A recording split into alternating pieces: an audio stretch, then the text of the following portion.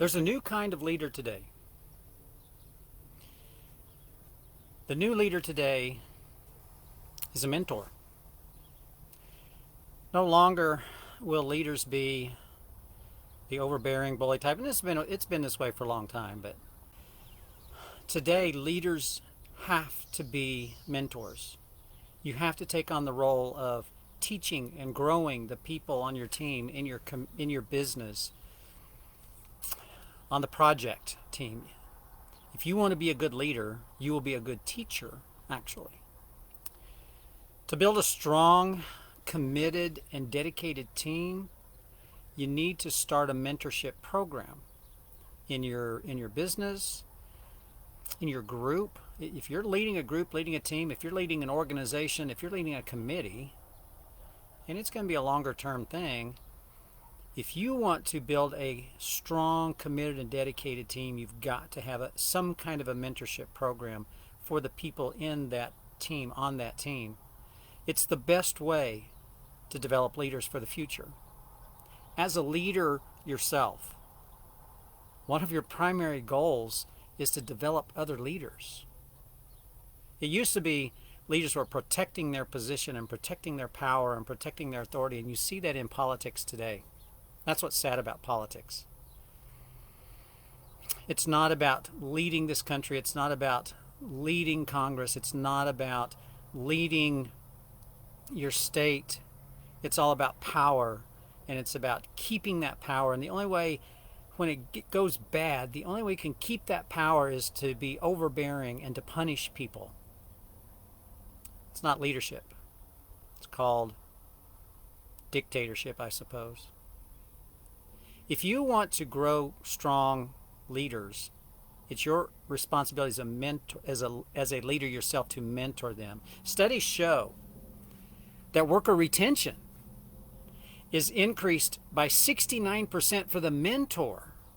So if you're a business owner and you have these teams out there and you have these directors, department heads, and you want to keep these good people, let them be a mentor to others, or you create a mentorship yourself, but let them be a mentor to people on their team. They have a 69% increased retention rate, the mentor.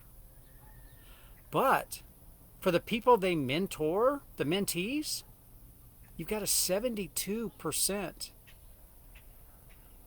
increased retention rate, retention rate of the people who are being mentored. At the end of the day, you know what that does for you as a business owner? It saves you money. It saves you money in recruitment costs, the pain and the hassle of trying to find new people, and replacement costs, all the training that you have to go into for new employees, new staff. If you can keep more of them and keep them longer, those other costs go down. The two key components of a mentorship, of being a mentor, is encouragement and accountability. Being a mentor is mostly about encouraging people to do a good job and teaching them. And when they struggle, you encourage them. And you encourage them by imparting your skills and knowledge and letting them know that you're there for them, that you've got their back, that they can do it, that they can keep moving forward. Go back and do it again. And when they screw up, it's not the end of the world, hopefully.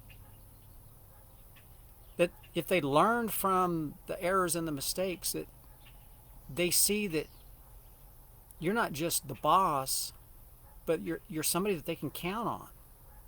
Accountability, yeah. As a mentor, they will see that you will hold them accountable because you will give them tasks to do. You will have expectations for them, and you will hold them accountable. And people actually like being held accountable. Sounds hard, but they actually like being held accountable. Children. You might think children hate rules and hate to be told what to do, but at the end of the day, they need the rules. They need the box. They need the guidelines. They need to know where the lines are. We all need to know where the lines are. And when we cross the line, we need people to call us out and to hold us accountable. I've been working with a lot of people for a lot of years, and I really, a lot of people say, several years ago talked about millennials and how it was hard to work with millennials, and they were, they wanted to be the boss, and They want all this other stuff. And it's like, I love millennials. Today, what comes after them? Generation Z? They're of the same cloth as millennials, although maybe a little more so, which is great. I love millennials. I love Generation Z, I think is what they are, because they're driven. They want to excel. They want to learn. They want to be in charge. Okay. Those of us who've been around a long time says, well, I got to be in charge because I put in my time and I paid my dues. And you can't hold people to that anymore. That's not the way it works today. Yeah, you still have to get knowledge and put in some time, but because of technology today, because we all walk around with this phone in our pocket that is so powerful, we have information at our fingertips. It's not learn it by just doing, it's learning by let's look it up and see what we can learn. And millennials and Generation Z, they can do that in a flash. So, I love to have them around because they can do that. The one thing those workers want is they want to be given projects. They want to show that they can produce, that they can excel. They want to be responsible. They want the responsibility. So I, in my career, have given them projects to do. I have given them added responsibility to grow themselves, to grow their abilities, to grow their own leadership. And you know what I get in return? They stay around longer. Now, some of you may say, I don't want them to stay around. No, you want them to stay around longer because they can be some of your best employees because they're driven, they're committed, they work hard, they're smart. And I figure if I can keep them for an extra 2 years, I have really succeeded.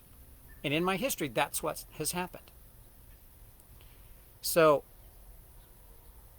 how do you start this mentorship program? Well, first of all, you need to determine what the goals of your program are. Is it going to be a training program where you're training skills and knowledge? Is it going to be a program where you're developing leaders so that they can take the reins in the future and lead groups themselves? Is it because you want to keep people around longer? Is it a retentionship program? That's just as valuable. Or are you needing innovation? Are you wanting to go out and create new things and have a team of people who are thinking bigger and broader and innovating new ideas and new projects and products? You need to determine what the goal of your mentorship program is. Then, once you determine that, you need to set some goals. Set goals for the program. Set goals for how often you're going to meet with the people you're mentoring. Is it every week? Is it a couple of times a month? You need to determine what that is and stick to it. And then you need to figure out what milestones you're going to set. Because you've got to be able to measure your progress. Measure the progress of the people you're mentoring. So figure out the kinds of milestones. Is it the number and amount of sales? Is it how successfully they manage this project and move on to another one? What is it? You need to determine what kind of milestones you're going to set, and then how are you going to document that? Because if you don't document the journey for the people you're mentoring, you'll lose it. You'll forget. You won't be able to see it because just life and business just keeps on going. So make sure you're documenting and you know how you're going to document this mentorship program. And then lastly, a mentorship program really shouldn't be just a training program. It should consist, yes, of a schedule and how often you're going to meet and what you're going to do, but it should be a program that is all about growth. Growth of the individual you're mentoring, growth of them personally. Don't forget mentoring them as in their own personal development, but mentor them in their career, in their work, on the team that they're in. You've got to follow through. Make sure when you set an expectation with the person you're mentoring that you follow through and you check up on it and you see how it's going. Don't just wait till it's all at the end and well, why did you do it that way? Well, because you never told me anything else. So make sure you're following up. And then there's got to be accountability. Talked about that. You have to hold the person you're mentoring accountable to doing the things you're expecting them to do, but you need to also hold yourself accountable to them to make sure you, as the leader, as the mentor, are teaching them what they need to know, are mentoring them in the process that you said you're going to do. And when you say you're going to follow up, did you follow up? So you need to hold yourself accountable and, okay, let them hold you accountable. It's a two-way street. If you really want to grow your business quickly, let co-workers set up their own mentorships with people on their own teams. They don't necessarily have to be the leader of the team. If you see somebody who's really good with people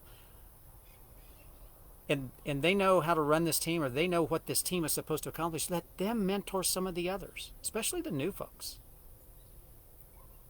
Everyone can teach you something.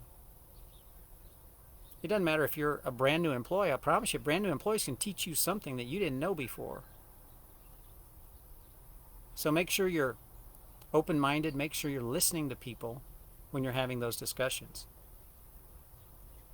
When you create a mentorship program, you need to create a culture of learning. And once you do this, once you create a culture of learning, you will see your staff grow personally in their skills, in their abilities, their leadership skills. You will see them grow personally, and their leadership skills will grow. And you know what? They'll stick around longer. They'll be with you longer. Because one of the frustrating things that we see in business is so many of these younger staff, they come in and they want all this stuff and they want to succeed, and then they move on to the next thing. They're only moving on quickly to the next thing because they don't see that they're being given chances and are trusted with some responsibility, and that's a big one, but you've got to learn how to do this. You can't keep replacing people. You can't be this revolving cycle of just in and out and in and out and replacing people, because that gets really expensive. Be the leader that is a mentor. Mentor people to be better people, to be better co-workers, and they will stick with you longer. Because at the end of the day, the only way we can succeed is with a good team who is helping us drive forward. I'm Mark Schinner. This is your Sunday Strategy. Be a good leader.